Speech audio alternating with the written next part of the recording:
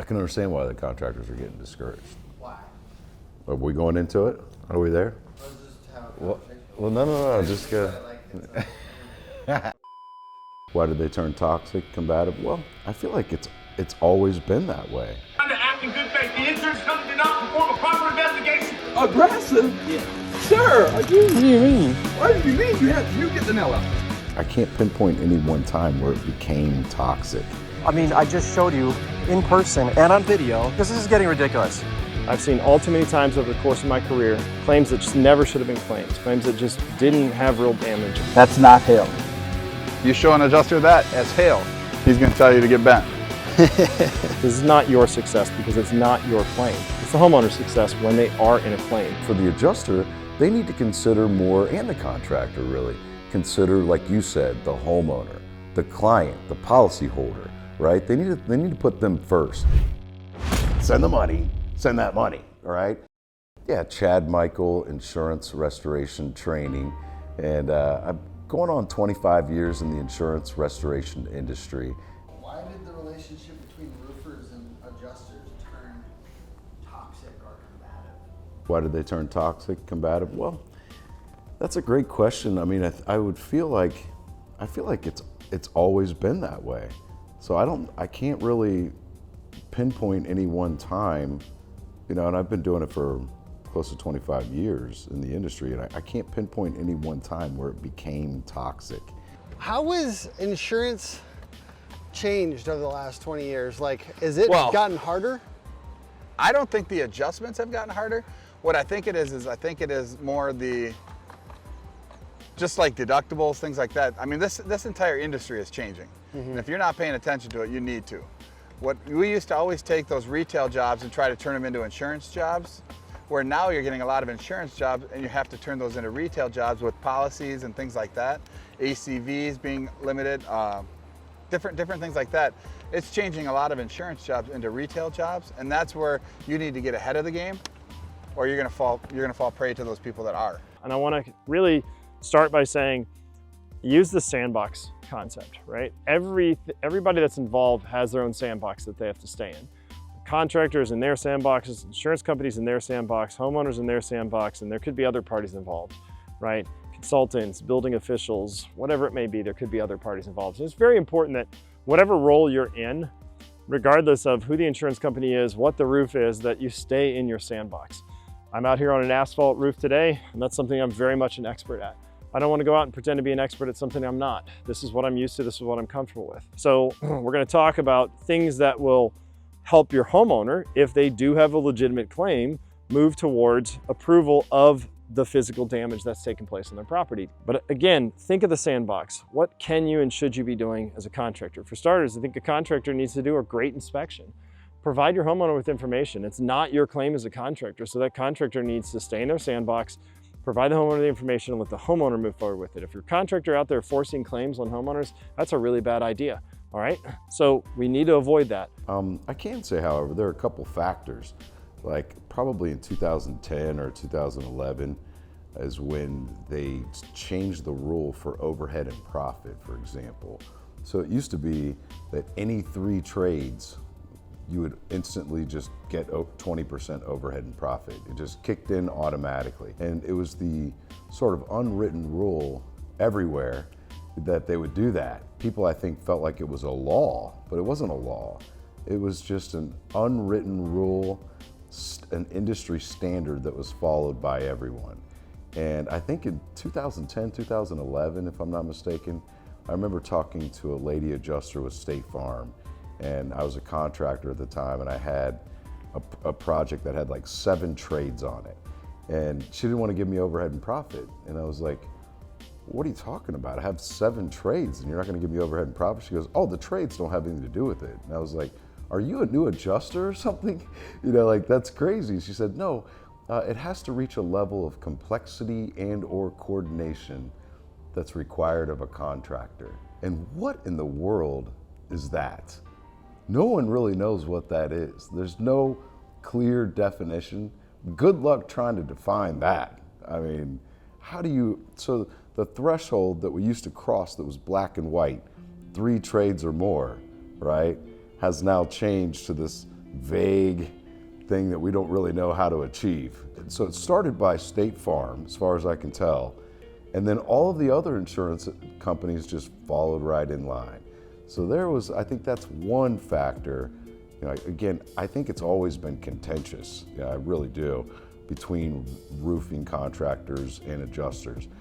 But there are a few things, such as that I think would probably exacerbate that problem. We did an adjustment meeting. Yeah. You can go out and watch that on YouTube now. And by the way, hit subscribe and hit the bell, because if you're missing out on some of these very tactical training videos with people like Dan, you're not getting the full value from this channel. So hit the bell, you'll get more of the notifications. And ultimately, I want to know any other specific things about State Farm. Why is State Farm so hated in this industry by a lot of roofers? And you know it's true. I think what State Farm is doing is they are, they're doing the deny, they're doing the delay and things like that. And the reason they're doing that is because I think a lot of roofers and a lot of people on our industry have pushed it to that limit, if you know what I mean, to where insurance companies don't like dealing with us, But then there's those other roofers and siders on the other end that do it the right way and provide that value to that homeowner to meet with the insurance company and be their advocate and things like that do it the right way. That there's not a happy medium right now, and there needs to become a happy medium with the insurance companies and with us, and specifically State Farm. What you're getting is you're getting those adjusters what's happening now, you're getting a lot of adjusters that aren't even trained in. These guys are hiring third parties that aren't even licensed. They're hiring brand new adjusters out there. And a lot of those adjusters don't know what they're looking at. There's a lot of tension and underlying tension, right, between roofing contractors and insurance adjusters. And how does that benefit the homeowner, or does that benefit the homeowner? I would say absolutely not. It would be so much more beneficial to the homeowner if the adjuster and the contractor work together as common mutual professionals, right? As professionals in the same trade, working in the same industry rather, and coming to a common meeting of the minds, if you will, to roll up their sleeves together to work together for the mutual benefit of the client. How can we reclaim this relationship so it's not as combative, and so that maybe there could be a healthier way forward? Well, and that's kind of what we did when we met with that State Farm adjuster on that YouTube video you had, is you build that relationship with that guy, right? I have never combated with an adjuster on top of a roof. You're not going to get anywhere with doing that. And it's a respect thing, right? And I don't know if it's an age thing because I'm older than a lot of these kids, but you respect the people that are out there because they've got a job to do too. They have to take what is damaged and they have to get that approved by their team lead or by their manager, right? And by you arguing back and forth with him, oh, this is hail, you got to understand he's got to take that and he's got to take it on a picture, right? And he's got to support that evidence back to that team lead or quality guy he's got and show him why that is damaged. And that's why having the knowledge and knowing what is damaged, you can explain and you can have that document, so when you show him what is damaged, like what we did on top of that roof, and we point out those areas that are soft and things like that with the granules embedded and things like that, he can take that damage and he can take that documentation and he can support that back to his boss. Because people get that misconception, it's not their pocketbook, right? If it is damaged and it can be approved, they're gonna approve it. You just have to show why it should be approved. How much confrontational energy do you experience? Not a lot. I believe it's how you approach people, how you handle a situation. I mean, if you come into it with a bad attitude and they can sense that, I think it's going to happen. I mean, because there are cases out there, Tim, where adjusters and contractors, they agree to disagree. I mean, it happens, right? Yeah. But when you agree to disagree, you do it at a professional level. And that's the difference you get from some contractors to some adjusters, is sometimes it's... They act entitled? Well, yeah, they act like they know everything, right? Yeah. Where, like Alec was saying, he has to get this past his team lead, quality control manager, and show them documents, show them the damage. Yeah. And that's why when you have the good collateral, the things like that he can see, it's easy. Well, and see, that's every adjuster. They have somebody they're answering to also. I mean, it ain't that it's a personal level for anybody. It's just the fact that if we could go mark up anything, Sure. it'd be a different world, but they monitor us Here's one 100%. here, too. I mean, that's, It's about doing the right thing no matter who's involved. And if you are really good, a master at documentation, a master at understanding how the system's put together and built, and really strong in your communication skills, you're gonna find a high level of success for your homeowner, because it's not your success because it's not your claim. It's the homeowner's success when they are in a claim. And you need to be able to tell them when it's not a claim, I can't do this little repair because of X, Y, Z. If that's the truth, it's the same regardless of who's involved in that. I personally have no troubles with State Farm for the fact that State Farm, you have to show damage, right? You get a lot of these people that are out there that's sitting there and showing things that are possible damage, Yep. blisters, sunspot, things, different things on the roof that aren't damaged. What State Farm wants is they need an assessment showing that you can basically paint a picture, write a story, show what is damaged and know what is damaged. Yep. Tell a good story. Look, if you believe that there's damage, something that shouldn't be going on that particular roof, flashing, shingles, whatever it may be, tell a good story. And it even comes down to the detail. If I chalk that side and take a look at those metals, and then I move over here and I chalk this side, I see a noticeable difference in the frequency and size.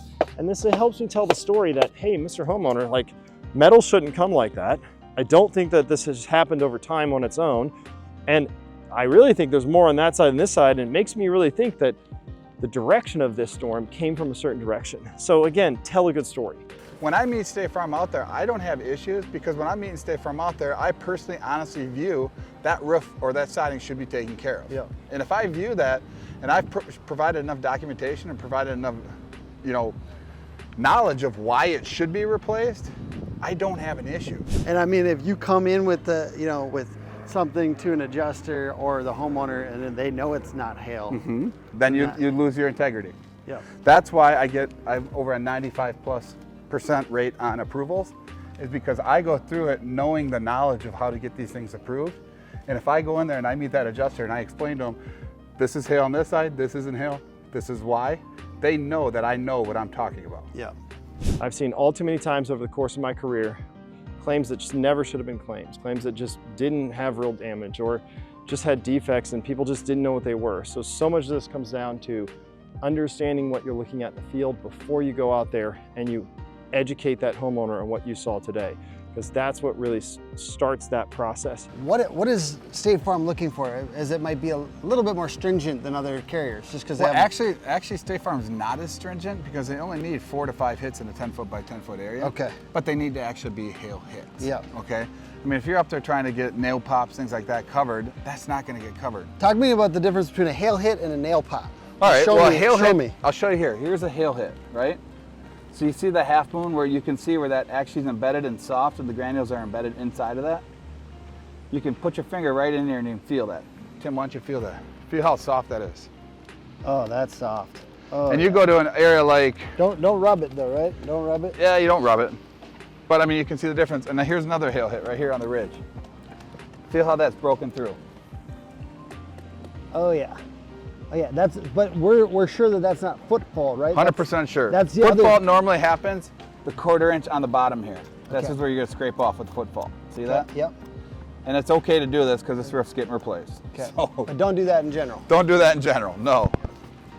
And then you got your steel vents, which have, if you chalk those, you'll see a couple tiny little dents. But we are in an area that's on the other side of where the hailstorm hit, so we're not gonna find as many. Is this a nail pop? Nope, that's a scuff. Scuff. So that's like. So what looks like football or- something happened here is something probably got dragged when the Yep. shingles were warm. Yep. And it basically cut into it. You see that? Yep. And so, what you do notice here is, do you see any embedded granules? Yep. Nope. Nope. All you see is the fibers.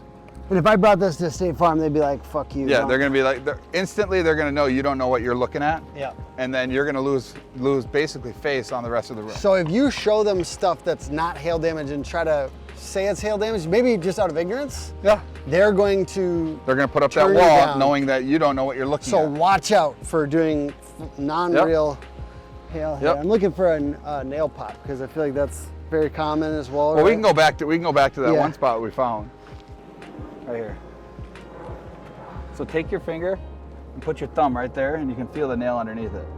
Okay, so if No. there's a nail underneath it, probably not hail. It's probably not hail. It's probably the nail working its way back up, and it's making that mark. Is that done from improper install, or what is that? No, I mean, that's just what nails do. Nails work their way up if they're not all the way in, but I mean, it happens, right? Yeah, it happens, okay. So just knowing the difference, because once Yeah. again, you don't want to show that to a State Farm adjuster. You want to see a blister? Yeah. That's a blister. So talk to me about a blister, what is that? Where the sun beats on that, and it basically pops. So you see any embedded granules in there? Nope. All you see is the fibers. You see the fibers inside there? Yeah. That's not hail. You show an adjuster that as hail, he's going to tell you to get bent.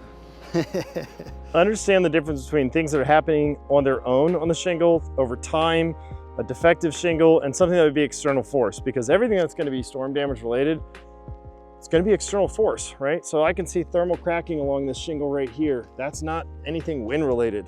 I can see heavy granule loss throughout the shingle. You know, that's not from hail. While hail can cause granules to come out, we just have to know what we're looking at to be able to educate a homeowner. Hey, Mr. Homeowner, this is what I see going on your roof. It is showing it's at its end of its useful life. It's not got many years left. It's got several different issues, but you also within that have to be able to recognize things that are a little bit longer, sharper, oblong, things that may or may not be hail, but this is definitely external force. This isn't something that took place over the course of time. We've got a really good one up here. And to preface this roof has actually already been approved, but we've got a fracture here, and not all of them are this great to look at. But as I slide the tool underneath it, you can actually see the tool up close through that fracture in there. So this is a really good fracture, and it helps that the story that's being told is we see cracks in the plastics and holes in the plastics as well. So understand the difference between things that are blisters, thermal cracking, and things that happen over time, because you do not want to present poor information to a homeowner and put them in a bad position where they're out there in a claim situation when there really wasn't damage on that roof. You're going to paint your picture, right? You're going to write your story. So the first thing I like to take the adjuster to is I like to show them that soft metal damage, the collateral damage. When you've got vents like this that are hard, feel how thick that is. Yeah. And you're showing hits like that on those? Big old hits. So you go to the metal first. I do. I go to the metal first and show them what I've got. All right, so there you go. And once again, we don't have chalk up on this roof No, we today, don't have but chalk. ultimately that's going to be a part of it too. Yep. And then you got like your copings, your wall copings like this. I mean, there's dents all over those on a sunny day. You can't miss them, right? And you would chalk before they get there. I do. Some of them get mad. They do. A lot of times get mad, but I think a lot of the reason they get mad is because a lot of people are chalking stuff that's not hail. Yeah. But and when I say chalk, like for example on that hit that I showed you over here, I would go up there and I'd take a 2-inch, maybe a 3-inch line and just underline it, right? And then when I get that adjuster up on top of the roof, I'll walk them over to that spot and say, this is what I think is hail damage. Do you agree or disagree? And I love that. The value seems to be too that like sometimes if you're up on a roof and it takes you a while to find the thing that you saw before, like it kind of looks bad. Like, oh, we're hunting for this? Exactly. But we if you've shouldn't have already to got hunt for this. But if you've already got it basically set up and ready to go, so when you get the adjuster up there, you lead him through that adjuster appointment. Yeah. When I meet that adjuster, I always ask him, do you agree or disagree this is hail after I marked it? If they disagree, then I ask them why. Yeah. If they agree, then I say, great, we've got other ones in the area. How many do you need in a 10-foot by 10-foot area? And you stay like calm and cordial even if they say no? What do you say if they say no? I say, great, what are you looking for as far as hail damage? Yeah. And then if he tells me, and then I go, it's a game, right? Yeah. Then I go, hey, well, this one looks more like what you're talking about. What do you think about this one? Yeah. Yeah, that one's better. All right, so we agree on this one. Boom, we circle it, right? Now we need to look for more that look like this one, right? Yeah. He's like, yep, all right, so this one looks a lot like this one. What do you think about this one? And then you just play that game, right? Then eventually, once you get that chalk in their hand and they start circling, game over. So you're almost like telling them to teach you. Yeah, kind of. You're teaching him. Yeah. You're teaching him as he's teaching you, if you know what I mean. Yeah, exactly. That's good. Well, I think the biggest problem that insurance or restoration contractors have as a whole, including especially roofing contractors, is they have their own opinion about what the estimate should be for the repairs, okay? And the insurance adjuster has their opinion about what the estimate should be. All of these things should be happening, the supplemental process, meaning hashing out the differences, right? The adjuster and the contractor hashing out their differences, really trying to get together and work out their differences before making the repairs. Let me be clear about that. So if anybody is trying to make the repairs and then go to the insurance company with their estimates and supplements, that's at the wrong time. Like, they're gonna get some more money approved from time to time, but the odds are greatly stacked against them. So my first piece of advice is to definitely hash out your differences. Try to work out your differences before making the repairs, right? Go through that process before making the repairs. When doing that, a lot of contractors, they come up with their estimate, and when it compares with the adjuster estimate is much lower, it's missing a lot of line items, and the adjuster doesn't want to approve the contractor's estimate. They resist. They try to say, you know, the policy doesn't cover that, or we don't cover that, or we don't pay for that. Sometimes with no clear logic or reason. You know, it's just their guidelines and what they're kind of programmed to say. And so what happens is the contractor and the adjuster, they get into sort of a stalemate. They lock horns, and they're locking horns over a difference of estimates, okay? I want to tell you this, as like any contractor listening to this, that estimate, you have to realize what that is. An estimate is nothing more than a prediction of the future. That's all it is, right? You have the contractor's prediction of the future with their estimate versus the adjuster's prediction of the future. Why are we arguing over a prediction of the future? Okay, so I'll give you a clear example. Adjusters maybe want to just pay 5% waste factor on any gable roof, no matter what it looks like, no matter how, you know, and it's hard to do that where you just kind of cut and paste and apply it to every situation, right? But if you really run the numbers on certain roofs, they're always different. And I may say on this one that it has an 18% waste factor. And adjusters also don't like to pay for ridge and starter a lot of time. And also pay for too low of an amount for the waste factor. My thing is, why are we arguing about that? They have to pay for what it actually takes at the time of replacement. Okay, so if that's just their prediction versus my prediction. So if we lock horns with an adjuster on that, I would stop and say, Mr. Adjuster, what do you want me to do? Do you want me to take off the waste factor and keep the ridge and starter on? Or take off the waste factor and or you know, completely and the ridge and starter? What do you want me to do? Because I believe that what you're actually going to pay is what it's actually going to take at the time of repairs. And so I think, you know, we're off base. A contractor thinks that we are hired to go and, you know, if the roof is broken, we have to fix it, you know, that kind of thing. I don't look at it like that. When we're dealing with insurance claims, I feel like the contractor is hired for one purpose only. They're contractually bound for one thing, and that is they are hired to perform all repairs that are prescribed by the insurance claim. And I'll add to that for the total approved replacement cost value. Okay, so if we look at it like that, if the adjuster is prescribing something and they're saying you have to replace this roof and this is how much waste factor it's going to be, my thing with the adjuster is, well, I don't agree with you, okay? I don't agree with you, but we are hired to perform all repairs that are prescribed by you. So I guess I'll give it a shot doing it your way, but just letting you know, I don't think that's gonna cut it. We're probably gonna be back with a supplement, you know, with the actual numbers later on, but I understand that I'm gonna have to bring documentation and evidence and proof as to why that is. Fair enough? You know, and I sort of go that way. And you may see something that I did there is that I kept the door open. So my other piece of advice is when they apply coverage, and you have to let them do that. I would let them apply coverage before showing your cards with your numbers and estimates and things like that. Let them apply coverage, meaning they're going to approve certain items. They're not going to be enough items, okay? But let them apply coverage and take the money that they're willing to give you off the table. But people think, adjusters, or contractors rather, think that when an adjuster makes a payment, if you take that money, then that's settling with them. That's coming to some sort of an agreement. You can never go back. Well, if adjusters will try to do that. For example, they'll say, I know you want $40,000 for this job, okay? I'm not quite at $40,000, but I'm at 30. If you agree to that, I sent you a copy of the estimate. Let me know and I'll send the check, right? And contractors are like, you know, I want that $30,000 job, but it should really be 40. My response to that adjuster is, well, I was hired as the contractor to perform all repairs that are prescribed by you. I think it's going to take more than that, okay? But I'm going to give it a shot doing it the way that you've prescribed it. And if something comes up, we'll let you know, right? So go ahead and send the money, send that money, all right? And I would say to the contractor, go over and pick up the money and start lining up the repairs. But at the same time, initiating a round of supplementing. How many rounds of supplementing can you do? This is the other part of it. The answer, as many times as necessary. As many rounds as necessary. So I think contractors mess up because they think they can only go one round of supplementing and they get as much as they can get and they end it there.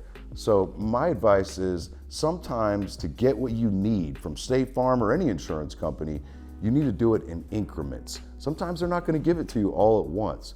Take what you can get and then go back to them again with another round of supplementing. Never give up until the amount of money left on the table is literally not worth your time. But at some point, some claims we're going to knock it out of the park, right? Some projects we're going to hit a grand slam and make 70% profit margin, whereas other ones we're only going to make 15%, like on extreme losses. We have to take those losses and be willing to move on. We can't hit a home run on every claim. I think there's a little bit too much of a greed factor in the contractor industry that we just sort of need to lower that a little bit, if that makes sense. It doesn't matter if insurance is involved or not. You have to explain that with your skill set as a contractor to the homeowner first. That's your customer. You're not a party of the claim. You're not part of that contract. And yes, we want to do what we can because we experience this a lot. But as long as we stay in our sandbox and do the right thing, I find that it's irrelevant who the insurance company is, State Farm or not, that the right thing ultimately is done on their side as well. So make sure you provide your homeowner good documentation, clear information, not vague messages, and don't force your homeowners into a bad situation. That's a great question. I think the answer to that really lies within ourselves, the adjuster and the contractor, within ourselves personally, right? And I try to think of it this way.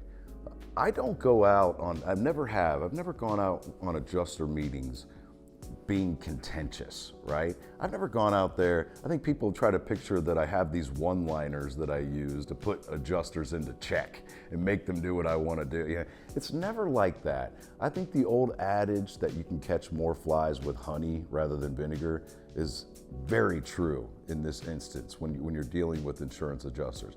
So I think when you go into these situations, you go into meetings with adjusters, you should keep an open mind. And try to think of it this way, that here's a professional that's trying to earn a living to perhaps support their families, right? Just like we are. And if you connect on that human level and you realize we all just have a job to do, let's get it done.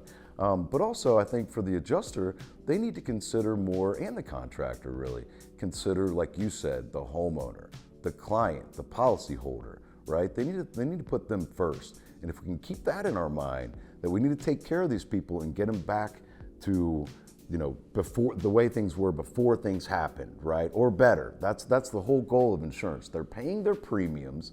They should get the coverage, right? But I think contractors should stop trying to stretch things too. Like when things are very minimal damage or no damage, they're trying to stretch it and make it something that it's not. And that makes contractors look really bad as a whole. That makes adjusters as a whole think that way of contractors. That makes all of us look bad. So I think we should be professionals, do things the right way. And we all of us, the contractors and the insurance adjusters, need to learn building codes, for crying out loud. It's terrible that neither side really understand building codes, which you probably know I crusade about that at my events, about how building codes come into play in these situations. So I think we should educate ourselves more, adjusters and contractors. And those things, along with a lot of other things, can probably go a long way towards helping us work together more. I think that should be the goal, is working together. It's been an absolute fun to be a part of various educational things in the workspace. If y'all want to find me, please be sure to check me out, johntheroofpro.com, or you can check out any of my social medias, John the Roof Pro. But thank you for watching this video, y'all. To get more information about me or anything that I do, the services that I provide, you can go to insurancerestorationtraining.com. And that's sort of my hub that'll direct you to my live training events, my online training course, one-on-one training, private company training. By the way, follow Go Beyond the Hustle. Join our classes. We do 2 a month. one on sales, one on insurance. Any questions, any answers that you need taken care of from me, I'll be happy to help you out. Sign up. We're limited to 25 people per class, so sign on up. You deserve an agency that gets in the trenches with you and actually understands your industry to get you real results. We get shit done with aggressive SEO, Google Ads, and custom-built websites. Experience honest monthly reporting, transparent documentation, and an evolving formula that works for companies like yours. Ready to grow? If you're in growth mode and over $3 million in revenue, let's partner up. Visit hookagency.com. So go ahead and send the money, send the money, send that money, all right?